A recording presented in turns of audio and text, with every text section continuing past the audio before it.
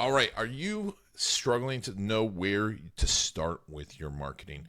Maybe a lot of your marketing hasn't been working. You've tried some of the things and tried some people that promise the world. Well, we're going to talk to Sunny today about starting with your strategy, the strategy you need to start with before, because it helped one company, e-bike company, grow 50% year over year. We're going to talk about how to determine who's the best marketer, the big red flags of bad marketers, the number one feature of a great marketer, how to determine if you need to rethink your marketing, and the number one way to determine if your marketing is blah. And as well as how to determine your marketing budget. I've got Sunny Dublick on. Sunny, say hi. Hi. And one of the best ways to start with and to grow your marketing is word of mouth and your customer stories. Well, we can help you duplicate those, recreate them, and capture them at videocasestory.com. Go to videocasestory.com, where we also show you 50 different ways to use video case stories in your marketing.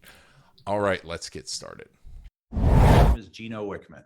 I was introduced to Ian, and that's what brought me into this video world and got me embracing this video world.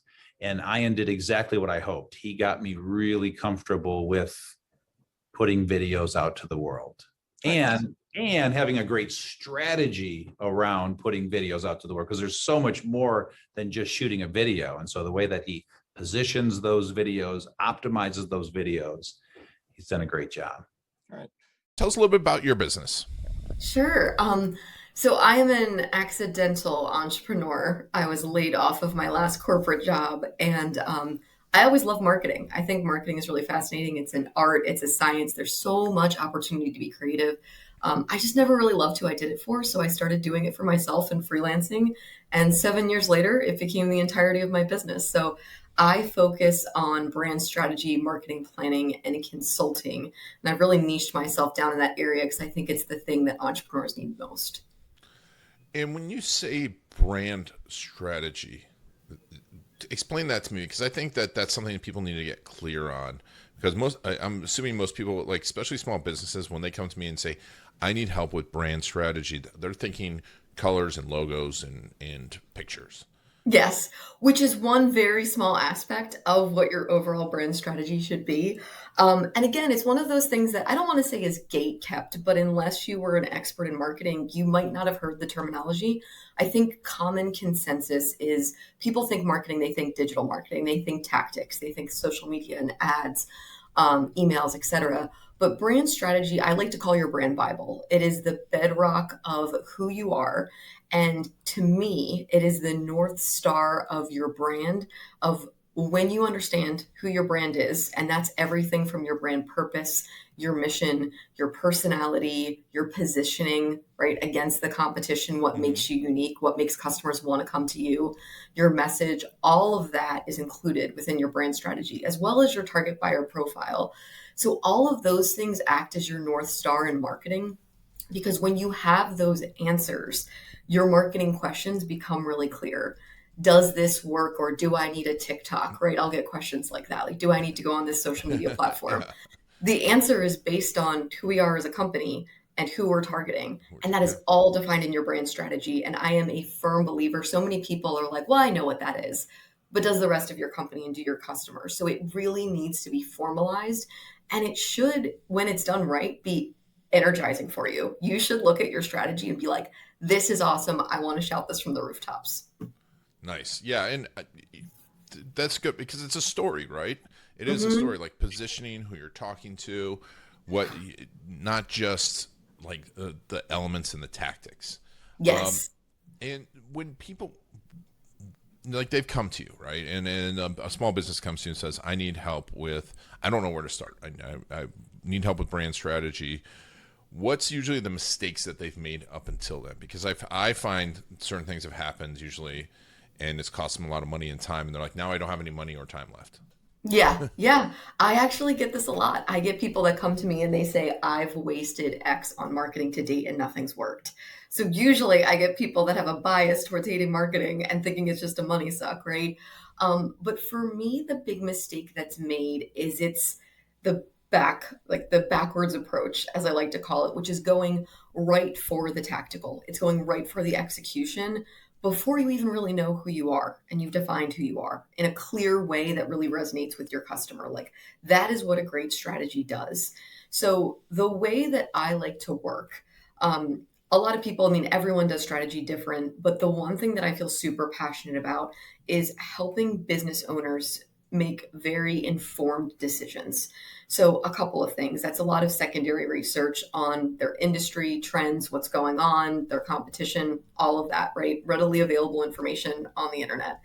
But then in addition, I really like to do a lot of primary research. So talking to their employees, their customers, if they're a new brand, potential customers, people that understand the industry as a whole. And I like to see that, I like to call it like the prism. Like I like to see that through the lens of many different people and points of view, and talk to the business owner as well, so that when I come to them with a strategy, it's not just, hey, I think this is what you should say. That feels cheap. It's a really honest look at who they are and how people think about them. And then from there, once you understand who you are, once the research is done, then you should get to the point with marketing planning. And that does not mean just going straight into ads, emails, etc. It means taking a look at a holistic plan that includes all of the tactics available to you that make sense, and creating something that is truly integrated and aligned with who you are as a brand. And then lastly, we get into execution, which is ads, emails, all of those things and more. But I think what I see is a lot of people want the silver bullet. They want to say, I threw up an Instagram ad. It got me, however many sales. I had a return on ad spend of X, Y, and Z. That might be like a flash in the pan of success, but that is not ultimately sustainable for you or for anyone. So for me, it's when you plant the seeds of making a great brand and outlining all of that, then you get to the point where you're ready to take off and do all of these things together and see that like the cumulative effect really come to life. And, so you've done this before, and you were talking about a brand that you've helped before. Can you tell me a little bit about them and the success they had by going through this methodology? Yeah. And they were really fun. They were actually a franchise, and they were a local franchise, family-owned business. It was a family of like athletes, and they were into eBikes. They loved their eBikes. So they decided to franchise a company called Pedigo, which is eBikes, and they're like at the top. I want to say they like started around $3,000 a bike, so they're not necessarily the cheapest. But when they originally approached me, they were like, "We just need help on Instagram. We need Instagram engagement." And I was like, "That's not what I do." But what I can do is help you better define like what a good marketing plan looks like. Because again, if you are not well versed in this industry, you're going to an agency and you're just like, I need you to do my social media, throw up a few ads, hope that you get sales from it. And you get burnt out from that so quick because it does not work. The average consumer, I think the average American consumer gets between 4,000 and 10,000 marketing messages a day. Like if you're not doing something incredibly impactful to get through that, you're just burning money, right? You're burning cash. Yeah. So I started talking to him. I was like, I'd really like to get more information from your customers. So we did a customer survey. I also did a ton of research. I did a strategy. I did a session with the owners of the company. And one of the really interesting things is almost every single one of their customers was over 60. None of them were on Instagram. And we started talking about this, and they were like, yeah, it's a lot. This brand is known a lot for, some of their bikes have this like special bar so that if you have bad hips, you can, get over the bike and everything. And I'm like, why are we sitting here and trying to get a millennial and Gen Z audience when that's not who is buying our products? Exactly. And yes. And so think of all the money that would have been wasted. I mean, you're talking at least probably $2,000 to $3,000 a month for a good social company to do that work for you that wouldn't yield positive results, right? Like, so we created a strategy and a marketing plan that was really based around the concept of what people were saying, which was, this makes me feel like a kid again.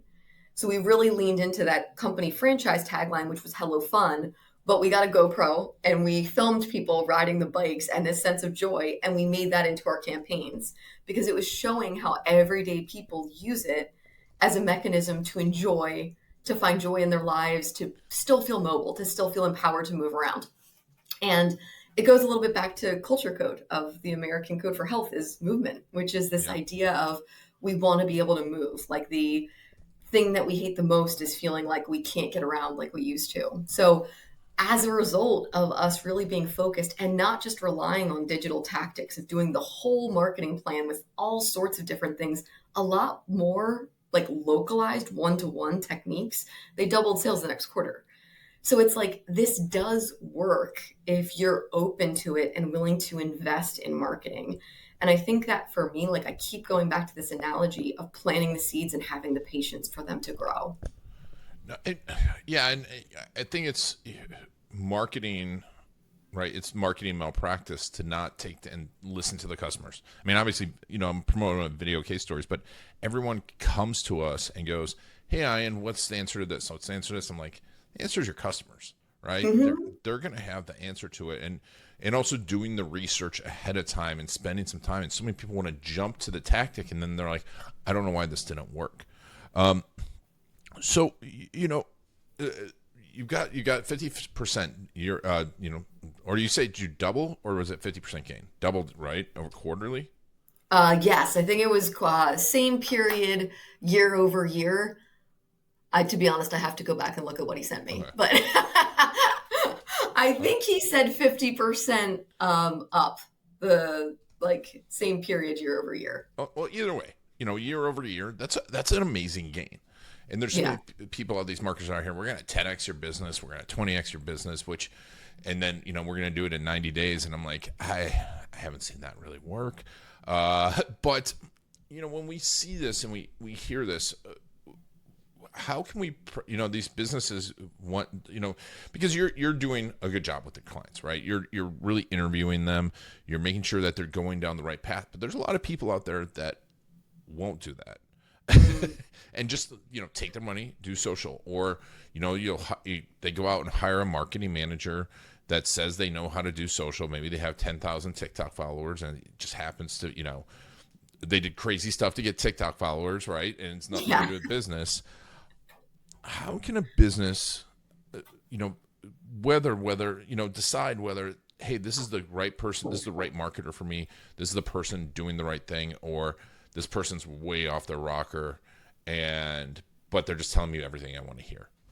Yeah, I think it's a couple of things. For me, the best marketers are the best listeners. Mm-hmm. And because in my mind, anyone can be a marketer, right? I don't even think that you need a classically trained degree.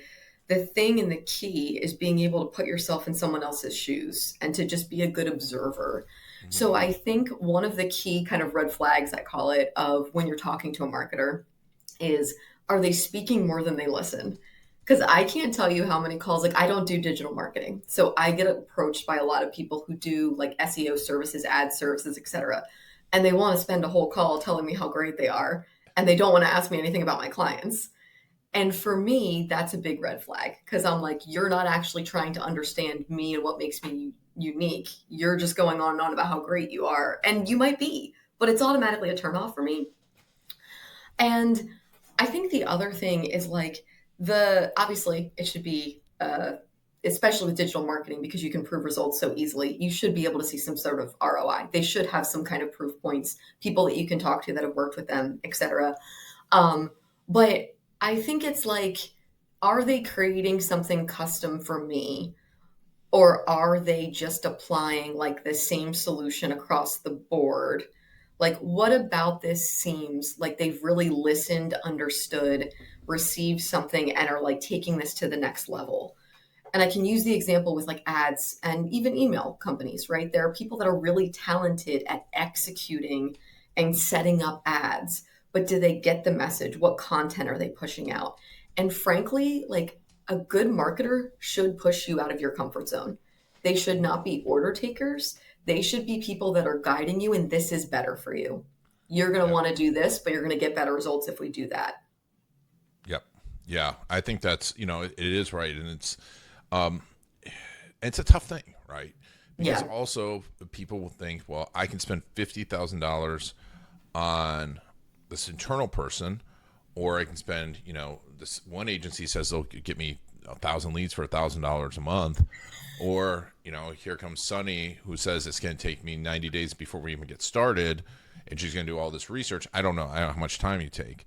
Yeah. And it's tough, I think, for, your average business to understand that. Because also, I know I get, you get all the calls all the time from people like, hey, should I do a podcast? Hey, should I do this? Hey, should I do that? I'm like, well, are you doing X, are you doing the bare minimums? And they're like, no, but they want to do that one thing. Yeah. And so, where does that mind shift come for a business? Because I think, that's everything you're talking about is great, but how can they make the leap? Do they have to make all the mistakes? Yeah. I'm hoping that by listening to this, maybe they don't. But I have a saying that because I'm always, I present a marketing plan and I present a budget. I always get pushback on the budget, and as well I should, right? Like I always budget. I do scenarios of good, better, best. Of this is like your least, like, you know what I mean? Like bottom dollar, do this. Here would be better, and here would be like we're doing all the things, we're lighting the world on fire, like we're really going hard. But I think for me, I always like to say to customers I work with, nothing changes if nothing changes. If we keep doing the same thing and expecting different results, it's the definition of insanity. And you might mess around and find an agency or a freelancer that's getting you pretty decent results. But ultimately, like if you want sustainable long-term success, you need to get serious about investing into marketing, just like you would invest into everything else, into your R&D, and depending on what business you're in, obviously, into your product development, all of that. I can't think of a single brand that is like quick overnight success that has lasted the long term without doing the investment of like, what is my strategy? What is an ongoing plan? What does an integrated marketing campaign and plan look like for this company? Mm-hmm. Right? I think people see like ads. And again, the great thing about that is it's open to everybody. I mean, I right now could go on and set up ads for anybody. It's so easy, but is it good and is it effective? Become the ultimate questions. So I feel like the people I like to work with are people that are really passionate about what they do, but people who ultimately want to build a brand and that created this, because creating a business is hard work. So why are you doing this if you don't want to be in it for the long haul? If you just want the quick cash flow and then want to be out, I'm not a person for you. And maybe that process that most people go through works for you. And Godspeed, because I'm not for everybody. But I think for me, the people that are really looking to make an impact and look for marketing with meaning and marketing that works and marketing that resonates, those are the people that I would really encourage to start thinking differently about how you approach it. Even if that means more of an investment at the upfront, you will reap those rewards. You just have to give it time and patience. Yes, no, it's very true. And like if you have, it's people want to jump into it, right? They want SEO, they want all this, and then they wonder why it doesn't work. And you've got to have the strategy up front. And when what is the number one thing that people can identify and say, hey, I need to step back and do this strategic component, because there's some people out there that are running ads right now and maybe they're working a little bit, or they're, and the marketing is kind of working. Yeah. What's usually the sign that they need to step back and do the strategic component? I think it's an inner question of, have I built a brand that I'm proud of? And I think for me, it's like, I have this thing I like to do with customers. It's the blind brand test. And I'll take 6 or 7 competitors in their same space, and I'll do either snippets of their website copy or social captions, and I'll see if they can identify theirs versus others. And if you're all in that sea of sameness, that's what your customers are seeing. And is that something that you're proud of? Or is it like, no, like I want to be more? And how do we get there? So like a lot of brand strategy, frankly, is also like product and service strategy too, at least for me. I don't just take what they give me and say, okay, I'm just going to make this look pretty. I think a lot of marketing and a lot of people are used to that kind of marketing of, I'll make you a pretty website logo and like easy, like e-commerce experience. Again, I call that putting lipstick on the pig. Like, yep. And the generations too, I think this is one of the most important things to think about.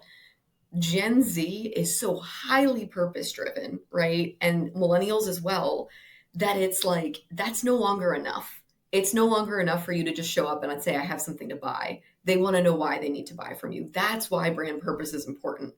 because it's like you're looking at such a huge subset of buying power that wants answers, and you have to be able to give them that. So I think going back to the question is just like, have I built something I'm proud of and that I truly feel like has legs? Like in 5 years, if I keep doing what I'm doing, is this going to still work?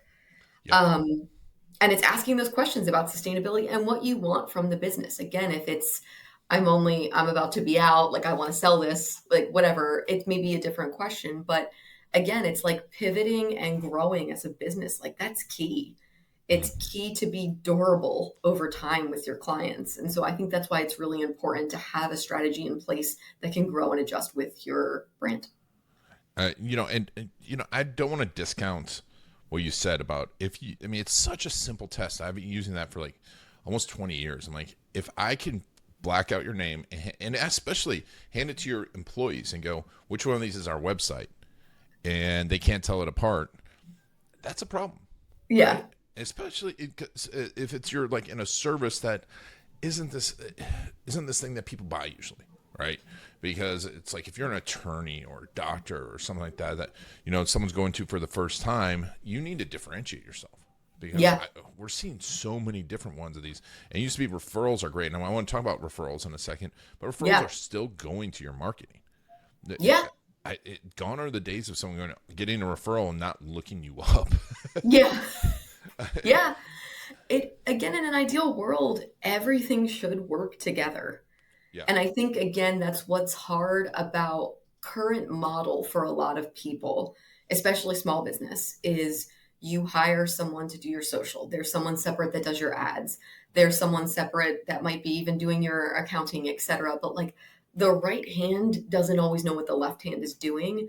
And your messaging is all over the board. Your creative is all over the board. Like there's not one person kind of bringing everything together and streamlining everything. And if you're not a marketer, that doesn't seem like it matters. But again, it does to your customer because you want things to be clear. You want things to be streamlined and efficient. So I think it all goes back to like, how much are you willing to invest in the success of what you've built? Because marketing in its essence is just the megaphone for your business. Your brand is a part of that, right? Yep. And your brand is a big part of like, if you ultimately want brand loyalty, you have to be able to do the steps to get there. Yes. No, it's true. And coming back to budget, you mentioned like people are, but like you're like good, better, best. What people always ask me, what's a good budget? How are you determining budget for a marketing budget? Yep. And it depends a little bit from like B2B, B2C, but I usually do 3%, 5%, and 7% of sales goal for the year. Because if you're looking at getting that number, it's like, here's how much we would need to invest. And I think that's like a very broad outline. As time goes on and you start understanding, like you've gotten through year one, here's what worked, here's what didn't, here's the things that we're going to put money in, like here's how much we feel like we have to spend, and that's comfortable. But at the very, very minimum, 3% of where you want to be. Yes, is generally how I like to. Yes. Yeah, I mean, and because I know the fastest growing companies, especially if you're in a highly competitive market like agency worlds, like John Morris, when I had him on, and he's like, how did I grow? He invested he cut everything back as much as possible except for marketing and sales. And that's how if you really want to grow fast, yeah, and a lot of the stuff's just not going to work, right? Yeah. And that's the importance of having that brand strategy, because if something doesn't work, at least you're getting your message in front of someone that's consistent with where it's going to be. It might not have directly worked. Yeah. But speaking of working, what we talked a little bit before the show, there's low-hanging fruit. What's one of the first things that you tell people if they need to start getting some revenue in? To get in? So I always think just about consumer behavior. And basic premise of consumer behavior is if you need a product or service, you are going to ask a friend or you're going to search for it. So people always talk about Google, right? SEO is always going to be important. Are you easily found, right? And are you found for the things that people are going to be searching for? That's one key part of it. But the second part is just going to be your customers that you already have and the customers that you used to have that you still have good relationships with. I think there's a sense of awkwardness around approaching people and being like, hey, can you send me someone else? And there shouldn't be. So when I do referrals, I like to break them up. So like, for example, if I'm in a time where it's like business is low, I need to get some BD, instead of just like, again, throwing out ads or like, putting myself on like a podcast circuit or something like that, because that's super high level awareness. I want the like very bottom of the funnel. I want people that are going to, ultimately, we trust people and people buy from people. So what I like to do is create a list of people that I've worked with either recently or people that are currently in my pipeline. And I segment them by ones, twos, and threes. Ones are my like pie in the sky, I want 10 more like this. Twos are my like, I'd accept it. And ones are like, absolutely not, never again. And I first approach my threes and I just ask them like, hey, do you know anybody that needs services like this? I'm in the process of, I have some availability at the moment, and just kind of putting feelers out there with great clients like you that I've already had such successful stories with. Great. Yeah. No, I mean, that's fantastic. And it's a simple way. And, we've got a lot of great referral episodes too. I think that, focusing on referrals is a marketing strategy. But it's but if you have the brand strategy out there, if you don't get the referral, at least your message is remembered. Yeah, for sure. I think the closer, like one of the things about marketing that drives me batty right now is like and now it's like everyone's talking about AI and ChatGPT, right? And it's like automation, all of this stuff. And it's like, we've gotten so far from the human element of things that people are always surprised when I'm like, you need business right now, start looking at referrals. And they're like, wait, what? Like they think I'm going to say ads. That's not the best way to get, and it depends on what you're selling. Obviously, if you're selling like hot dogs and t-shirts, it's a little bit different. But especially if you're like a services-based business, right? Start thinking about what's worked and the great people you've worked with. How did you find them? And how do you get 10 more of those? Like that's the better way of like one-to-one, like face-to-face human interaction. I read this awesome book where, and she was a brand strategist. She was so like wanted to fine tune her craft, and she started reaching out to brand strategists across the globe and was like, hey, in this case, she actually went and lived with them. The book is called Brain Surfing. It's really, really good. But she asked to come study with them for like a week or two. And she was like, you're part of my interesting people fund. I'm going to fly to the UK and shadow you for 2 weeks and understand how you do this. I'm going to go to Singapore and I want to hear about how you built this brand.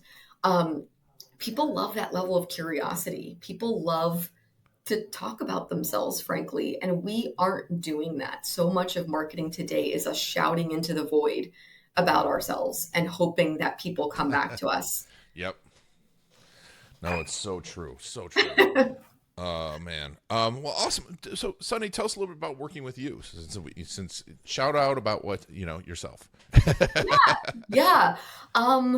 I love working with brands that are ready to stop chasing business and attract it. That is the one thing, like, I am super passionate about working with people that have purpose-driven businesses and frankly have a bias towards action. They are ready to change. They are ready to see the next level in their business.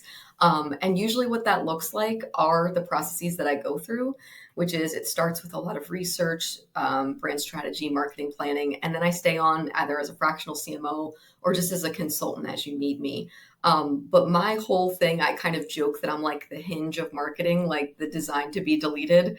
Like my goal is to get you to a place where you no longer need me because you're so set. A lot of people I help train their admins, marketing people, just to understand the thought process of how you should be looking at your marketing. But yeah, like I love getting people to a point where they can fly on their own and they feel really confident. That's my ultimate end goal.